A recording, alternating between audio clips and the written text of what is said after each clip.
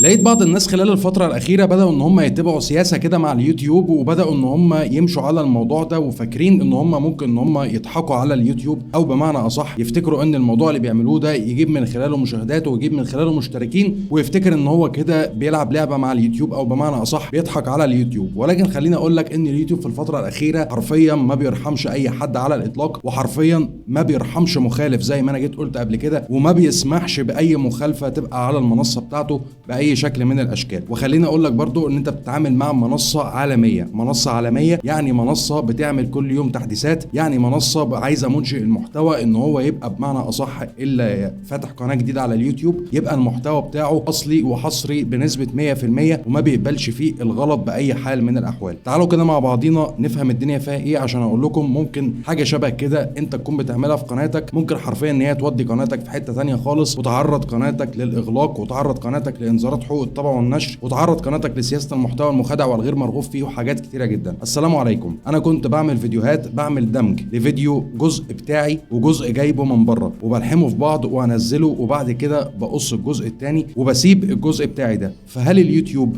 مش بيقبل كده؟ والحاجه الثانيه، هو اليوتيوب بيعرف ان انا بقص؟ على كده نكمل الكومنت. انا كنت بنزل فيديوهات كوره، وبنزل فيديو مثلا الجزء الاولاني عمرو اديب والجزء الثاني انا، وبعد ما الفيديو يجيب مشاهدات بقص الجزء الاولاني اللي هو مش بتاعي، وقدمت القناه حوالي 4 مرات واترفضت. لسه قدامي 3 شهور واقدمها مراجعه مره ثانيه. خلينا نفهم بس كده ان بعض منشئين المحتوى بداوا يتجهوا للاسلوب ده. طبعا هو اللي كاتب لي الكومنت طبعا له كامل الاحترام والتقدير مني، عشان كده انا دلوقتي انا خافي الصوره بتاعته وخافي الاسم بتاعه. انا بس حبيت ان انا اطلع الكومنت ده في الفيديو تنبيها له وتنبيها لاي واحد منشئ محتوى ان هو ما يعملش الكارثه دي، لان حرفيا اللي حضرتك بتعمله ده كارثه بكل ما تحمله الكلمه من معنى. خليني بس اقول لك هو بيعمل ايه بالظبط. هو بيجيب مثلا فيديوهات كوره، وبعد كده بيدمج مع فيديوهات الكوره دي، بيدمج فيديوهات لعمرو اديب، وبعد كده بعد ما بيدمج الفيديوهين دول مع بعض بيحط في الجزء الاخير في المونتاج بيحط فيديو له، او بيكون فيديو بمعنى اصح فيديو حصري واصلي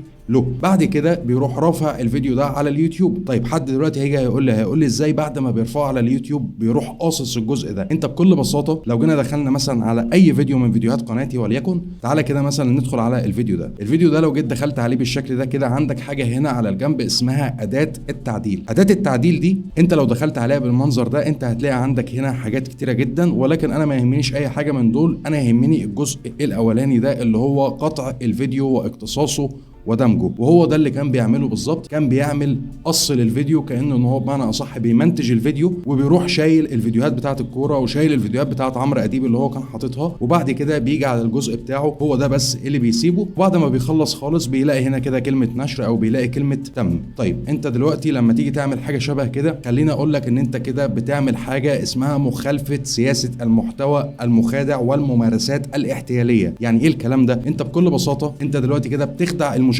يعني ايه بتخدع المشاهدين؟ يعني انت لما تحط مثلا صوره مصغره على الفيديو، ان الفيديو ده مثلا بيتكلم عن حاجه معينه، يجي الناس يدخلوا على الفيديو يلاقي ان انت عندك مثلا الجزء فيه ده جزء كوره او جزء لعمرو اديب او ايا من كان اللي انت بتعمله، بعد كده يلاقي في اخر الفيديو ان في جزء ليك انت، وبعد كده انت بتروح شايل الاجزاء اللي انت حطيتها اللي هي اصلا مش بتاعتك وبتسيب الجزء ده. خليني اقول لك ان انت كده اصلا بتودي نفسك في داهيه مع اليوتيوب، لان بكل بساطه انت كواحد منشئ محتوى على منصه اليوتيوب، انت عندك هنا بعد ما بتخلص الفيديو خالص انت مسموح لك ان انت ممكن ان انت ترجع الفيديو لاصله. يعني معنى كده ان انت لما بتقص الاجزاء اللي انت مش عايزها وبتخلي الجزء بتاعك، لو انت حبيت ترجع تاني الاجزاء اللي انت شلتها انت مسموح لك ان انت ترجعها بشكل طبيعي جدا، وانت اسمك منشئ محتوى. طيب ما بالك بقى اليوتيوب اللي هو اصلا عارف القناه كلها ماشيه ازاي، وعارف كل حاجه بتدور في القناه، وعارف احصائيات القناه كلها، وعارف مصادر الزيارات بتاعه القناه كلها، مش هيعرف ان هو يرجع الفيديو ده لاصله؟ لا، هيعرف ان هو يرجع الفيديو ده لاصله، وبيبقى عارف انت عملت ايه في الفيديو، وبيبقى عارف الفيديو ده كان موجود فيه ايه، وبيبقى عارف الفيديو ده اللي اتقص منه ايه. فانت لما تيجي تدخل قناتك للمراجعه، ما هي لازم بكل بساطه ان هي تترفض.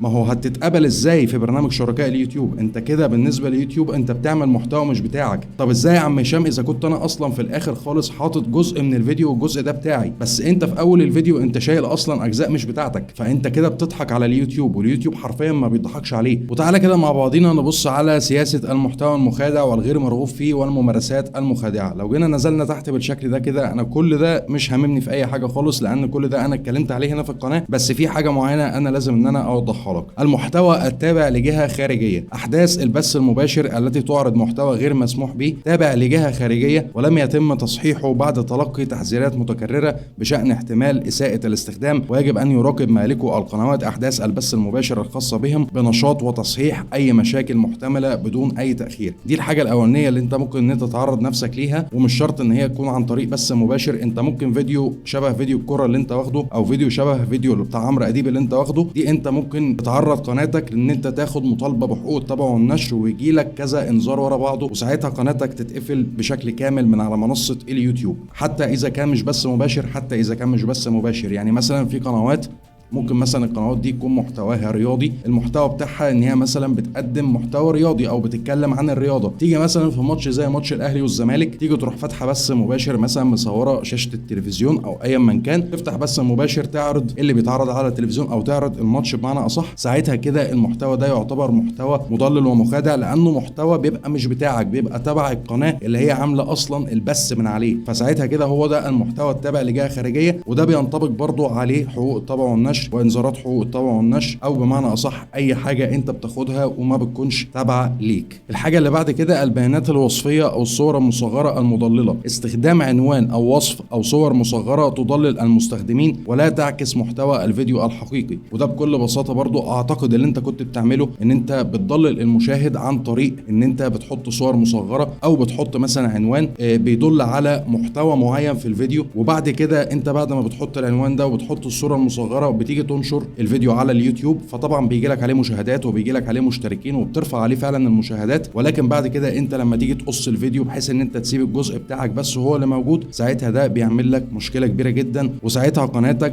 بتتحط تحت المحتوى المخادع والغير مرغوب فيه. فانت بكل بساطه لازم ان انت تهتم بحاجات شبه كده. وعلى فكره حاجه شبه اللي الاستاذ بيعملها دي حرفيا ممكن ان هي ما تخليش قناتك تتقبل تماما في برنامج شركاء اليوتيوب. يعني بمعنى اصح كل اللي انت تعبت عليه خلال الفتره الاخيره وطول اللي انت عملته او طول الفيديوهات اللي انت نزلتها على قناتك، ممكن الفيديوهات دي كلها ما تتقبلش. حتى لو انت عملت الموضوع ده في فيديو واحد او فيديوهين، ممكن حرفيا قناتك كلها ما تتقبلش من على برنامج شركاء اليوتيوب، وتدخلها المراجعه كذا مره، وتفضل ان انت 3 شهور في 3 شهور في 3 شهور، وفي الاخر القناه بتاعتك ما تتقبلش. فمنع لكل الكلام ده يا جماعه لو سمحتوا. اليوتيوب ما فيش معاه هزار الفتره الاخيره. احنا امبارح حرفيا كان عندنا كارثه في يوتيوب بسبب التحديثات اللي هو بيعملها. عشان التحديثات اللي هو بيعملها كل يوم والتاني هو بيحاول ان هو يحمي المشاهد، وفي نفس الوقت عايز منشئ المحتوى اللي على المنصه بتاعته يبقى المحتوى بتاعه هو محتوى اصلي ومحتوى حصري ملك ليه. ما ينفعش ان انت تاخد حاجه خارجيه، ما ينفعش ان انت تاخد فيديوهات مش بتاعتك. انت حتى لو اليوتيوب ما حطكش تحت سياسه المحتوى المضلل والمخادع، انت ممكن زي ما قلت لك من شويه يجي لك انذارات بانتهاك حقوق الطبع والنشر، قناتك تتقفل بسبب ان انت تاخد انذار في الثاني في الثالث، فقناتك حرفيا تتشال تماما من على منصه اليوتيوب. وساعتها لما انت تيجي برضو تقدم القناه، في حاله ان انت لو ما خدتش انذارات بحقوق الطبع والنشر وجيت قدمت القناه للمراجعه، هتتعرض للقصه دي او هتتعرض للمشكله اللي الاستاذ اتعرض لها، ان هو القناه بتاعته مش هتتقبل. حتى لو عملت هشام الموضوع ده على فيديو واحد بس من فيديوهات قناتي، حتى لو عملته على فيديو واحد من فيديوهات قناتك وباقي قناتك كلها بلا استثناء الفيديوهات بتاعتك، ممكن قناتك ما تتقبلش خالص، لان اليوتيوب دلوقتي ما بيرحمش مخالف. اللهم بلغت اللهم فاشهد. محدش يحاول يعمل الموضوع ده من فضلكم. خلي المحتوى بتاعك محتوى من انشائك، خلي المحتوى بتاعك محتوى اصلي، محتوى حصري،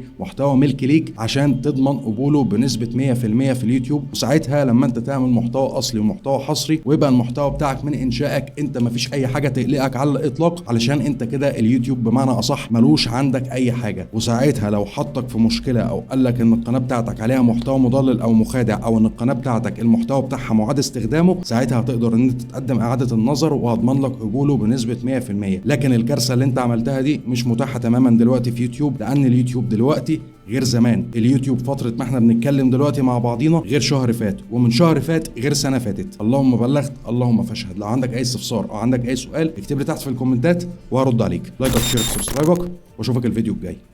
سلام.